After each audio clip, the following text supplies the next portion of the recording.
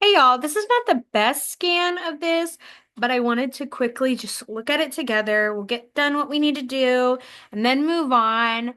Um, these are your Chesapeake Bay notes. You can see there's very little that you need to write, although I'm letting you write this bottom part by yourself.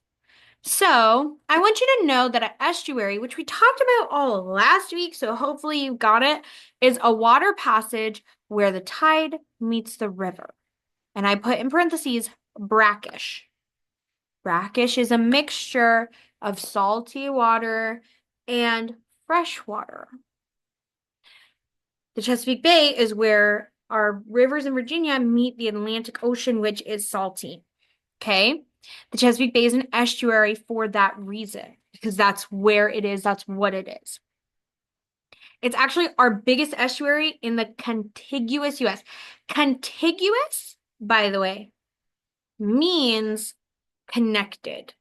Like Hawaii is not in the contiguous United States because it's not connected. Neither is Alaska. Okay, here's your states: Virginia, Maryland, Pennsylvania, West Virginia, Delaware, and New York. These are in the watershed for the Chesapeake Bay. This paper wants you down here to make a mnemonic device.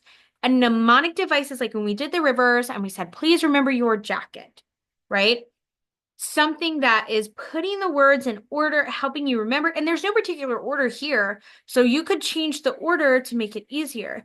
But everybody should try to come up with their own mnemonic device. Okay, I'm not going to tell you one because then everybody will just write mine down. Okay, but I'll look at our examples that we come up with and see if we can pick the best one, and then keep it and put it in a booklet or something. So the five major rivers that go into the Chesapeake Bay are the Susquehanna, the Potomac, the Rappahannock, the York, and the James.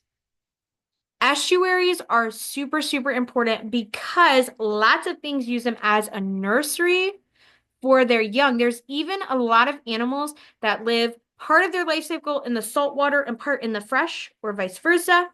And they use this as that in-between area, and that's where they have the babies. It's really interesting, and it's a place that's full of life if we keep it healthy.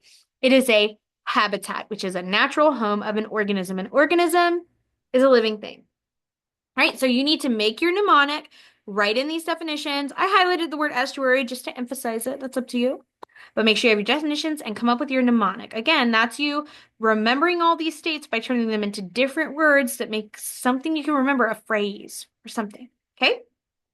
All right, do your best and have a great day.